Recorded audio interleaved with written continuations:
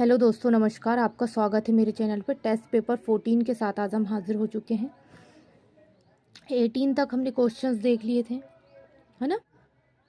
आज हम 19 से स्टार्ट करते हैं। कल आगे का टेस्ट पेपर 14 के आगे का चुंबकीय यामोत्तर और भौगोलिक जो यामोत्तर है के बीच के कोण को क्या कहेंगे।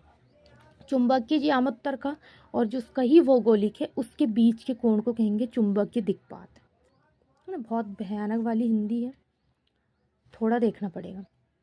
उसको कहेंगे चुंबकीय दिक्पात। सबसे अधिक भेदन क्षमता किसकी होती है, तो वो गामा किरणों की होती है। अल्फा और बीटा की अपेक्षा गामा किरणों की भेदन क्षमता अधिक होती है और ज़्यादा भी है। यदि पृथ्वी पर वायुमंडल ना होता तो दिन की अवधि कैसी होती, तो कम होती। अगर वायुमंडल का आवरण नहीं रहता, वायुमंडल नहीं रहता तो दिन बहुत कम होते, बहुत कम और छोटे भी लगते, रातें बड़ी हो जाती। वायुमंडल के आवरण के कारण ही हमको दिन प्रॉपर बेस पे जितना लगता है उतना है। यदि किसी दर्पण को थीटा कोण से घुमाया जाए तो परिवर्तित किरण का घूर्णन क्या होगा, है ना। तो वो होगा 2 थीटा। जैसे हम किसी भी दर्पण को थीटा से घुमाएंगे, ठीक है, थीटा कोण से उसको घुमाया जाता तो उसका परिवर्तित जो किरण होती है वो 2 थीटा हो जाती है। ये आप याद रखिएगा। विद्युत धारा का पता लगाने के लिए किस उपकरण का उपयोग करते हैं, तो वो किया जाता है अमीटर का। जैसे हम विद्युत धारा का किस में मापते हैं, अमीटर में, तो उसका पता लगाने के लिए अमीटर का प्रयोग करेंगे। जब नापेंगे अमीटर को तो वो उपकरण भी अमीटर ही होगा। एक एंगस्ट्रॉम बराबर कितना होता है, एक एंगस्ट्रॉम बराबर होता है 10⁻⁻10 मीटर। कितना होता है, 10⁻⁻10 मीटर का, ठीक है। निम्नलिखित में किस रंग का अपवर्तनांक सबसे अधिक होगा, बोल रहा है, तो बैगनी। बैगनी का रंग का अपवर्तनांक सबसे अधिक होता है, लाल का कम होता है। विचलित बैगनी ही होता है, लाल कम होता है, ठीक है, ऐसा है।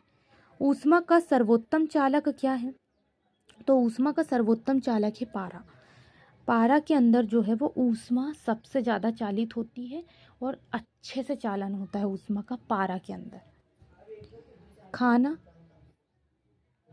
पकाने का बर्तन का होना चाहिए, कैसा होना चाहिए खाना पकाने का बर्तन, उच्च विशिष्ट ऊष्मा तथा उच्च चालकता। कैसा होना चाहिए खाना पकाने का बर्तन का, कैसा होना चाहिए, खाना जो पकाने का बर्तन है ना, वो होना चाहिए हमारा उच्च विशिष्ट ऊष्मा तथा निम्न चालकता। ऊष्मा ज़्यादा होगी, है ना, और निम्न चालकता होगी तो अच्छे से खाना पक जाएगा। निम्न चालकता होना चाहिए और उच्च विशिष्ट ऊष्मा होनी चाहिए।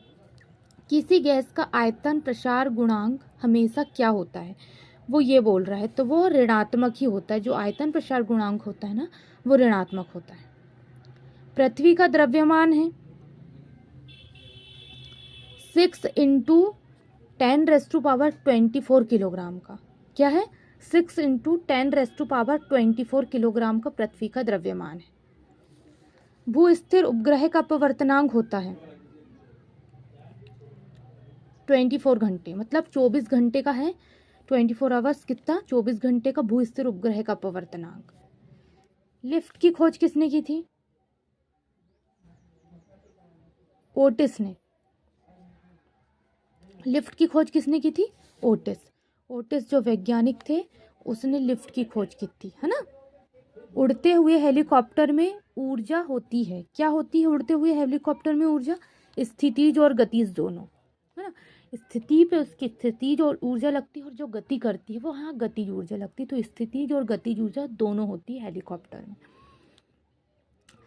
किस ताप पर ध्वनि का वेग 332 मीटर पर सेकंड होता है, 0 डिग्री सेल्सियस पर होता है 332 मीटर पर सेकंड ध्वनि का वेग। पृथ्वी तल से ऊपर या नीचे जाने पर गुरुत्वीय त्वरण का मान कितना होता है, तो वो घट जाता है। पृथ्वी तल से ऊपर या नीचे जाने पर जो गुरुत्वीय त्वरण का मान होता है वो घटता है और घट जाता ही है। जब बर्फ पिघलती है तो इसका आयतन घटता है। क्या होता है? आयतन घटता है ना। जब बर्फ पिघलती है तो इसका आयतन क्या होता है? घटता है। इलेक्ट्रॉन वोल्ट इकाई है ऊर्जा की। इलेक्ट्रॉन वोल्ट ऊर्जा की इकाई है। दाब बढ़ने पर जल का क्वथनांक बढ़ता है। ठीक है, दाब बढ़ेंगे तो जल का क्वथनांक क्या होगा? बढ़ेगा। वेंचुरीमीटर से ज्ञात करते हैं, क्या ज्ञात करते हैं हम वेंचुरीमीटर से? जल के प्रवाह की दर।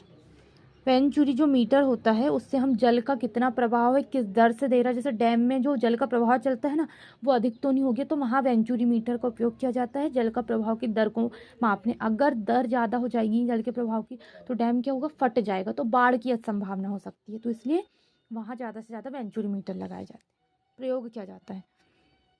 जब लिफ्ट एक समान वेग से ऊपर जारी होती है तो उसकी में स्थिति व्यक्ति का भार क्या हो जाता है? तो वो अपरिवर्तित रहता है जब ऊपर से जारी होती है एक समान वेग से,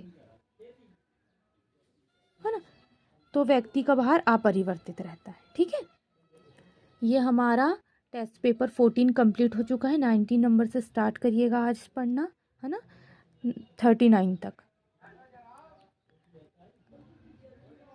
आज के लिए टेस्ट पेपर 14 में बस इतना ही। कल हम नेक्स्ट लेके आएंगे। धन्यवाद।